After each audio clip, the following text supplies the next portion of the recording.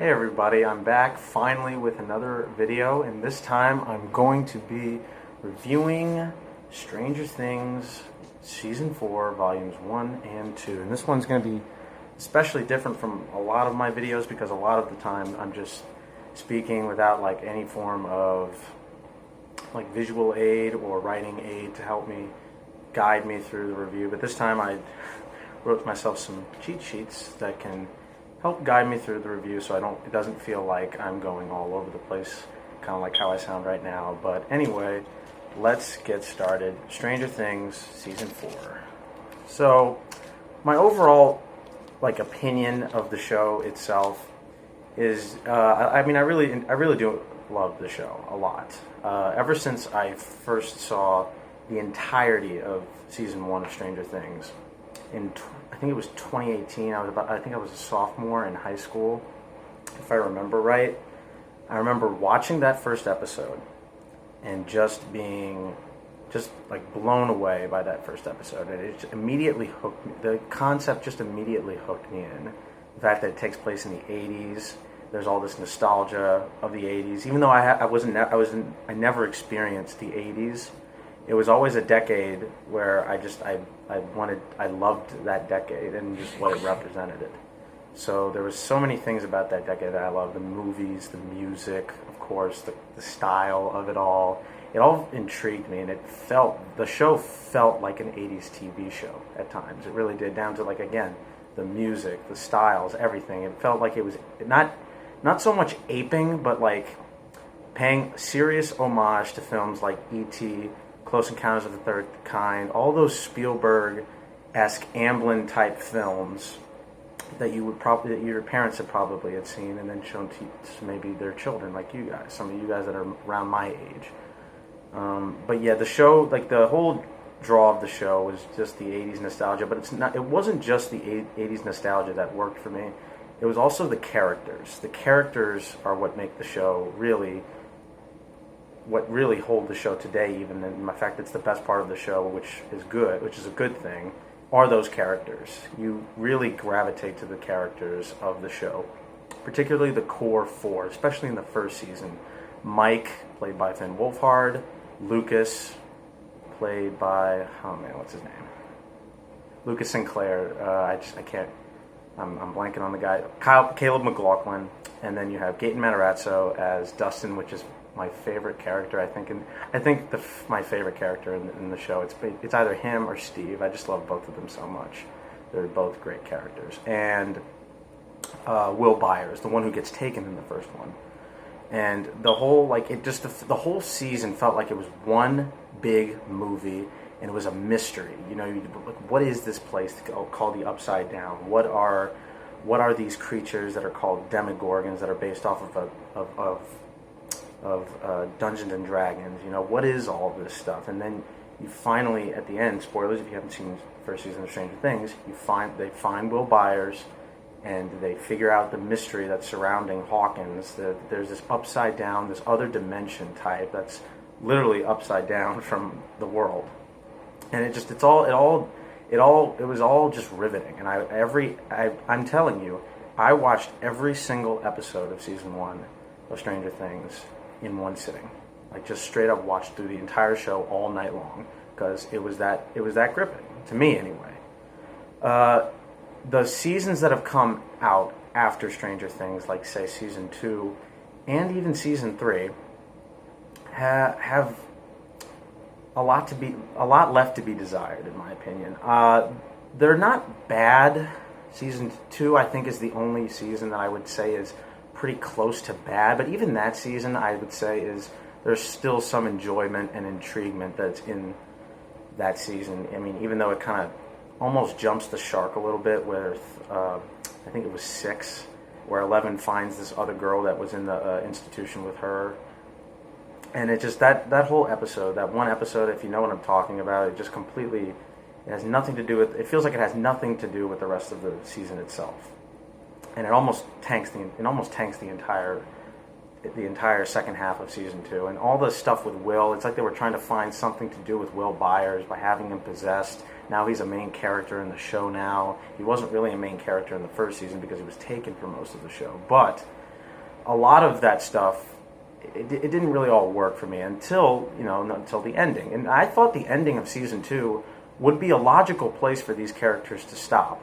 I mean, they added some new characters like Max and Billy, who became much more integral to the show, especially in season 3, which I'll get into right now. It's 3 is is weird because there's a lot of things in 3 that I do actually like and have a lot of fun with. They cranked the 80s nostalgia up to like 10 in that one with the mall, the Starcourt Mall, the clothes, again, playing off that nostalgia. But again, they have those characters. But what bothered me about 3 was that the characters are now starting to get a little bit older.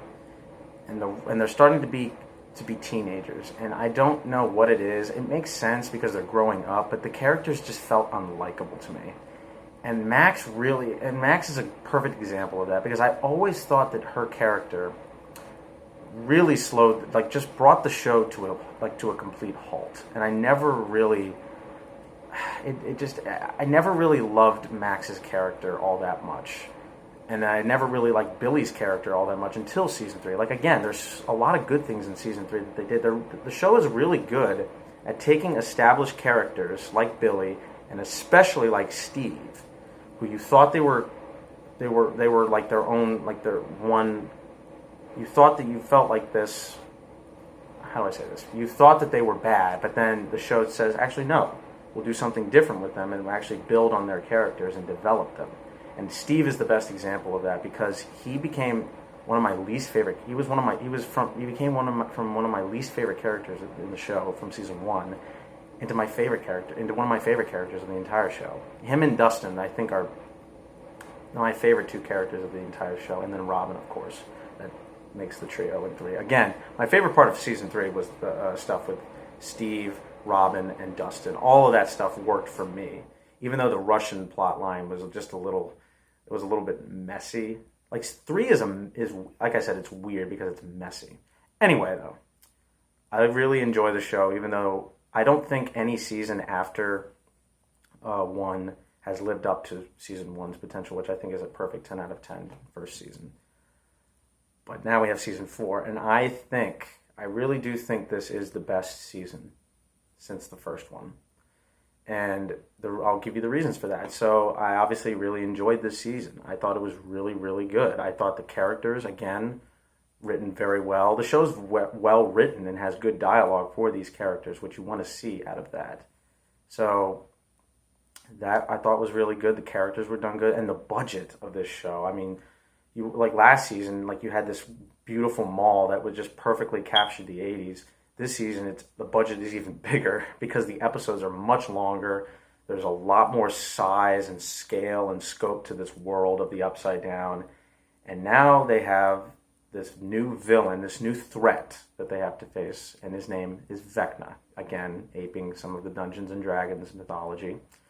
And man, what a cool villain! He's definitely the best villain of the entire show. He is pretty scary. I mean, he literally rips people's limbs in half. Now I'm getting into some spoilers here. So if you have never seen Stranger Things season 4, watch the season and then come back and you can watch this review. But the positives of the show, like I said, are the characters and the bigger budget, so they can have this bigger scale and scope.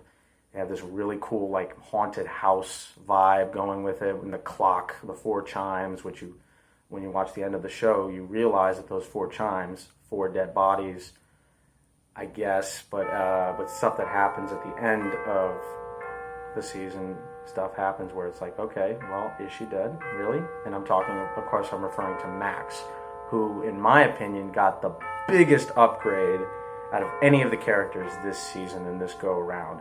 Like I said, Max was a character that I never really gravitated towards. I always felt she kept the characters back, and like I thought she did that with Mike. I thought she did that in 11 in season 3. It just, every time she slowed the plot down, and there was a couple of good scenes with her. I have no problem with the actress. The actress seems perfectly fine. She's very good, especially in this show when she's actually taken by Vecna almost, and you have her being captured, and she sees what's going on, Vecna's like plan, and like what's going on the Upside Down, and how he's taking all these people and ripping their arms and legs and like just taking them. And by the way, the villain is very much so inspired by the slasher villain of Freddy Krueger from Nightmare on Elm Street. In fact, if you didn't know, the guy that Nancy and Robin go interrogate in the insane asylum is the actual actor Robert Englund, who plays the father who bought the Haunted Mansion house. That is Robert Englund. If you don't know, he played Freddy Krueger in many of the Nightmare on Elm Street movies. I just thought that was really cool. I was like, wow, that's Robert Englund. That's pretty cool that they actually got that guy. And of course, you have Vecna like being able to take people's consciousness out of reality and into kind of the upside down, where he takes them and gets stronger and feeds off of their dark past and their dark secrets, the bad side in them. And he almost gets Max, but they figure out a way, the characters figure out a way to get them out of that trance-like state by listening to a song that makes them feel happy. And in Max's case, it's Kate Bush's Running Up That Hill, which I think everybody at this point knows that song by now. It's gotten so much replayability, and it's probably the #1 song trending right now. It's a fantastic song, and it really works emotionally with this character like with the characterization of Max that they're working with. And they did some really, really cool and riveting stuff and emotional, like the actual emotional stakes for the character, which I really appreciated for a character that I didn't really like in the previous 2 seasons. Here, though, she's given a lot more to do, and the acting is on point. Again, like I have to praise the acting. Like these are still like young adults, but they're like giving all of these like adult like level performances. Like it's all of it's top notch and really great. And of course they do more stuff with Eleven here, which I really enjoyed. Brenner is back somehow, even though I thought he died in the first one. No one's ever really dead until you actually see them actually get dead. You know, like it's in every like big major series now, or movie series or television show, where you don't actually know if they're dead. They did it with Hopper again. Like he's still alive, and that did not kill him because you didn't see him actually get killed. But yeah, I mean, this is definitely a season that's trying to tie all the seasons together, which I can respect that, because at this point we're 4 seasons in, and we're trying to piece all this stuff together. And logically, when you're the viewer watching a show like this that has such a massive scale and scope and size, you want to be able to make those connections. So when you rewatch the previous 3 seasons, you see, oh, I get what's going on now. This all makes sense. I know how this guy plays into that. I know how this whole thing works because you've explained it to me. And Volume 1, the first 7 episodes, has a great payoff where you find out that the person that Eleven took out is actually Vecna and was a student of Brenner, or a lab rat for Brenner. And I thought, wow, what a great twist. And now it all makes sense for the most part. There's a couple of things where it's unclear who the general and who the major is. So I'm guessing Vecna is the mind flayer. I mean, he has to be. It's all been him. Like Will Byers says at the end of Volume 2, he can feel him. Ever since the mind flayer had took control of Will, he can sense like Vecna, I guess. And I just get, oh, okay, I think that makes sense now. So this is definitely connecting and tying everything together, so when you rewatch the seasons, it plays much better.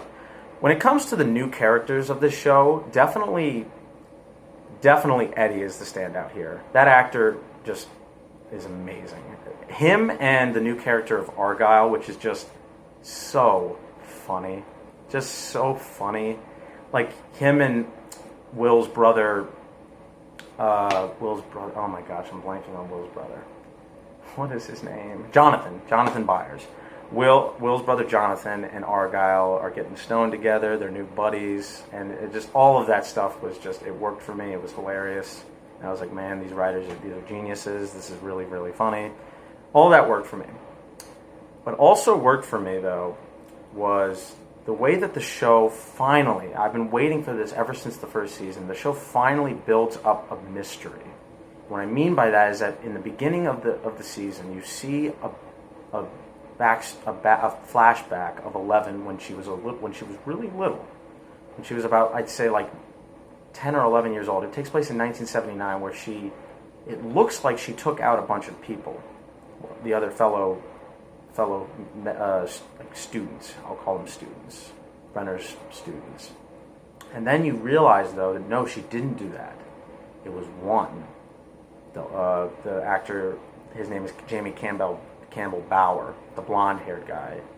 And there's this really creepy scene with him when you're first introduced. He's like, well, look who's a sleepyhead this morning, or something like that. You know, it was very creepy. And then you figure out that these are Eleven's memories. This was her when she was really little. And I love the cutbacks from older Eleven to younger Eleven. So it kind of, you understand that these are memories that are going on. This is not happening in real time, although it feels like it's in real time. It's a great way to do. I think it's a really brilliant way to do flashbacks. And I thought that was really well done. I was like, wow, this is cool. And then therefore you're getting more development into Eleven and like her psyche. And like how did like she get stronger and what made all this power? And you figure out how did she open up the Upside Down? You know, and all of that stuff was riveting and worked for me. And again, back to the new characters, Vecna, the villain, Argyle, Eddie, they all worked for me. Now that kind of leaves me into my negatives, which again goes back to the new characters. Every season of Stranger Things, they've added new characters, and that, to me, is kind of what the downfall of this show is for me, is because a lot of the new characters are actually really great, like I said, but some characters just, again, they drag it down. Like I said with Max, they drag her down. This new jock group that is after the Hellfire Club that Eddie is the leader of and Mike and Dustin are a part of, none of that worked for me. And when they walk into like this like police like this town gathering and they're quoting like religious scripture and all of that, and it just, none of that worked for me. None of that worked for me. And it's just like, really, all these grown up, like grown ass adults are just gonna listen to this punk, this junk, like this jock guy, and it just like, I was like, really, that stretched credibility for me, and it didn't work. What also didn't work for me, and I think is probably the worst part, besides that episode in season 2 that just went absolutely nowhere with Eleven's like lab rat buddies. The worst thing about this season for me was the whole bullying stuff. It just went on and on and on to the point of like, I don't like watching that. I just don't, and it's not realistic in the slightest. If they're trying to be realistic, it just doesn't translate, because you're telling me nobody there has a conscience. Nobody at that skating rink has a conscience. All of them are sociopaths. All of them just laugh and point at Eleven, and I don't like seeing that. It's not pleasant. And when she hit the girl in the nose and broke her nose, I was happy, because I was like, finally, this stupid girl this bitch gets what she deserves. I mean, it's just, none of that worked for me. And like the fact that, oh, is she actually a monster? Like, I get what the writers are trying to do here. They're trying to create questions for Eleven and questioning her abilities. Is she really a monster, or is she a hero? Does she really love Mike? All of that. I get it. I just think for this season and how important it is to the rest of the show as a whole, it slowed it down really, like, by a lot. The first 2 to 3 episodes or so were good. I was getting into it. New villain, creepy villain, all this stuff that I was getting into, Dustin, Steve, Robin, all of that dynamic, all of that worked for me. The Hellfire Club, Eddie, the new stuff, worked for me. But the 11 bullying subplot I don't need it. I really don't need it. It's not realistic. It puts one of my heroes down, and it really does nothing for me. It does nothing, and it really aggravated me. All of that aggravated me. And just like, when you really think about the show as a whole, the show was always at its best when it was sticking to that mystery format, like finding more and more clues, which the season does, gratefully, and one of the reasons why I think it's definitely the best since the first season. So, what I'm really trying to say here is that the dynamics between the characters, the overarching story as a whole, and the like the 11 backstory, all of that works for me. And then, unfortunately, there's another subplot that's involving Hopper in Russia. This one frustrates me the most because I think it could have worked. It really could have worked, the whole Hopper subplot with trying to get him back. But every time they cut back to Russia and Joyce trying to get back to Hopper with the other guy, the silly, goofy guy, and Yuri and all of that with the plane and everything. Every time it cut back to that, it brought the story down to a halt. I was not invested in it at all. And, well, not at all, because I want them to get back to Hopper, but it wasn't the same thing with the bullying subplot with 11, where I hated almost every part of that. This I could tolerate because I want to see Hopper reunite with Joyce, and I want to see them get together. All of that I'm emotionally invested in. It's just the journey to get there. You have to shovel through so much crap in order to get to that the reunion of Hopper and Joyce, which you get in Volume 2, which was great. And you get to see Joyce and Hopper finally together and finally confirmed as a couple. And I thought those moments were really sweet. The show is really good at having those sweet moments. And when I say sweet moments, I mean with Will. Again, I have to go back to the acting. Just the actor that for Will, Noah Schnapp, and Charlie Heaton, the actor who plays his brother Jonathan. Those scenes between them, I felt that. I really felt their bond, and I felt that brotherly connection that I was missing in the previous 2 seasons. So this season, I guess, as a whole, is frustrating because there's a lot of stuff, a lot of really, really, really, really, really, really, really cool stuff. And then there's some really dumb stuff, too, that I think, man, this is just the worst of the series for me.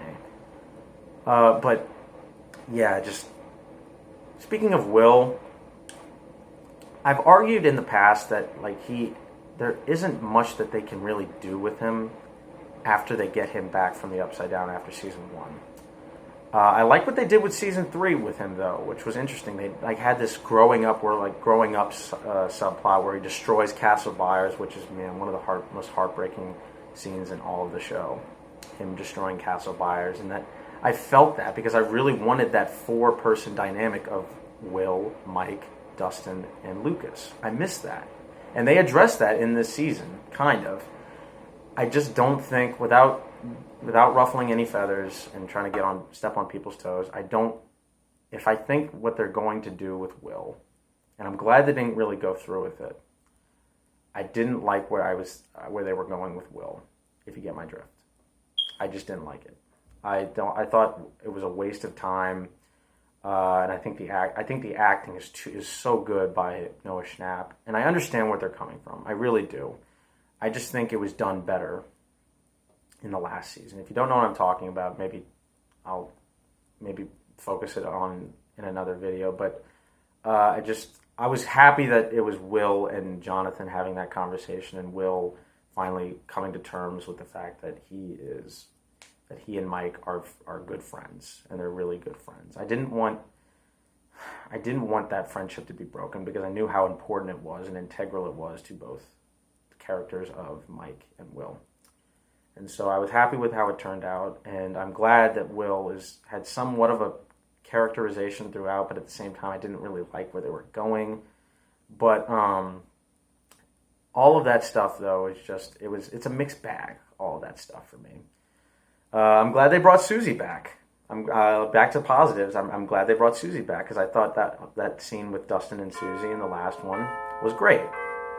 I thought their dynamic really worked really well, and I thought it was really funny when you actually get to see her house and all of her siblings and all of that funny stuff, her dad, all that stuff, really funny stuff, great stuff. So yeah, the show definitely really, really, really worked for me.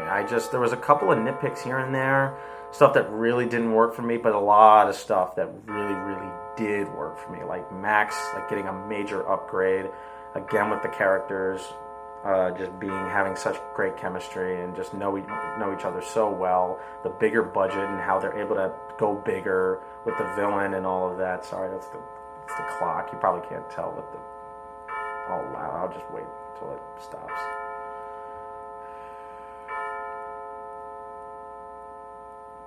Okay, it stopped.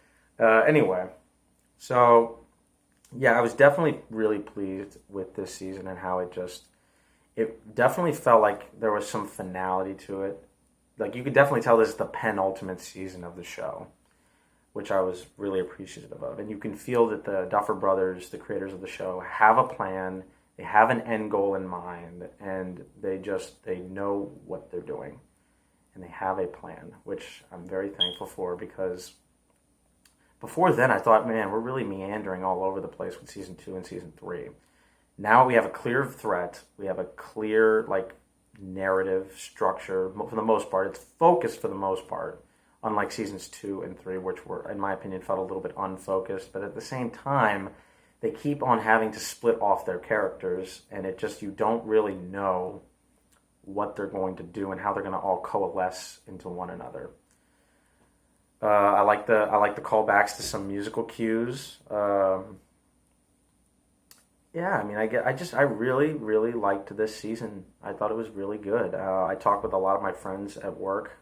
In fact, I just got back from my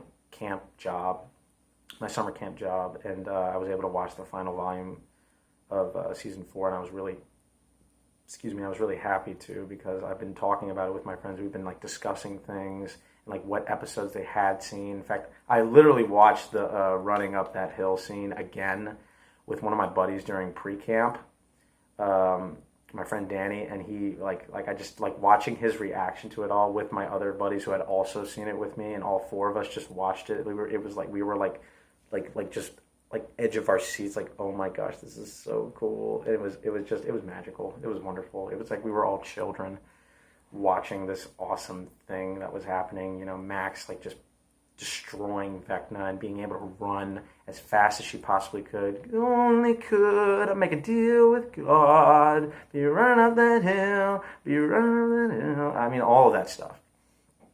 Episode 4 was definitely the highlight of the show, the best episode of Volume 1.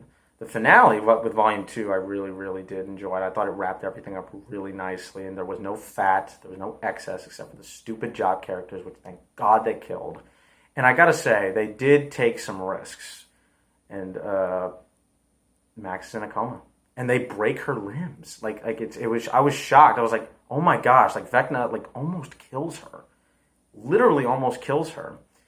And then they do this great idea where they bring her back to life, but she can't see. She's blind, and her limbs are still broken. Her leg, her arm, and it looked like just her arm and her leg. And then she dies, but then 11, getting stronger, is able to put her, not fully bring her back to life though, which I was like, oh my gosh, you're not telling me you're going to pull a Deus Ex Machina. And they didn't. They actually put her in a coma. And again, with the acting, I'm just like Caleb McLaughlin, him holding Max and everything. Really powerful, imagery too. The show looks beautiful.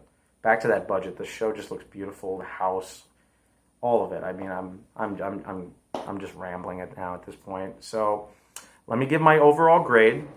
My overall grade for this show is a solid 8 out of 10. It's not a 10 because I think there's way too many subplots, too many needless characters like the jock group. The bullying stuff really doesn't work for me. I know it works for some people, like my cousin who I've been chatting with, but I don't know. It's just none of that really worked for me at all. None of it worked for me. But it's not a 9 either. Again, I can't give it a 9 because it's not as good. It's an 8 though because it's the best since the first season, which is a 10 out of 10. And the highest since the first season, because of those characters, because you care about everything, because you care about. Again, real quick, I was so happy when we're dealing with the Hopper plotline, and he's back in the jail. I'm so happy that in Volume 1 they readdressed that he had a family and he had a life, and that character had a life before 11 and Mike and all of the group and Joyce. There's so much to that character, and the actor who plays Hopper, I really should have looked up their names because I'm forgetting them. David Harbour. Again, just knocking it out of the park, giving that so much emotion about reliving his daughter's pain and everything, and how he feels like he's the disease, not the cure, and something like that, where he feels like he's the danger and he's not the savior that he wants to be so badly. All of that, just the show's really. They may have a couple of missteps here and there, and it's nowhere near as good as that first season, which I thought was just a perfect first season. There are a lot of moments that really do work for me in this show. So yeah, 8 out of 10. And if you guys want to know my overall ranking of the seasons, it's not too hard. After watching this 4th season, I have a good placement of it. And number 4 at the bottom is season 2. You all know this. It's because of that terrible one-off episode that felt like it was a backdoor pilot to another show with Eleven's friends. And just the unevenness of it all. And how it still feels like the first season, thematically, tonally, but just all over the place. Then at number 3 is season 3. This was definitely a step up from 2. But again, felt scattered. Didn't have that mystery, that really hooked you in, except with Billy, which was kind of cool. And some annoying characterizations that didn't always work with me. Max didn't always work for me. Number 2, season 4, the newest season, has an 8 out of 10. So season 3 has a 7 out of 10, and season 2 has a 5.5 out of 10, which is okay. None of the seasons are bad, but I have to grade. So, and then at the top, season 1, 10 out of 10. So yeah, that is my review for season 4 of Stranger Things. I hope this is a lot better. Like, if you can tell by the way I'm inflecting and my voice and how I'm talking, and I'm trying to make this as professional for you guys as possible. A lot of this is for my friends and for you guys, the viewers of YouTube. So hope you all enjoyed this. I hope you all enjoyed the new season of Stranger Things. I really did. It's a great show. I even wore my Christmas sweater. It's not really Christmas, you know, that whole thing, Christmas in July. It was the only Stranger Things thing I had, and I had to wear it for the video. I just had to. Check out my season 3 review where I gave it a glowing review, and I said it was my favorite.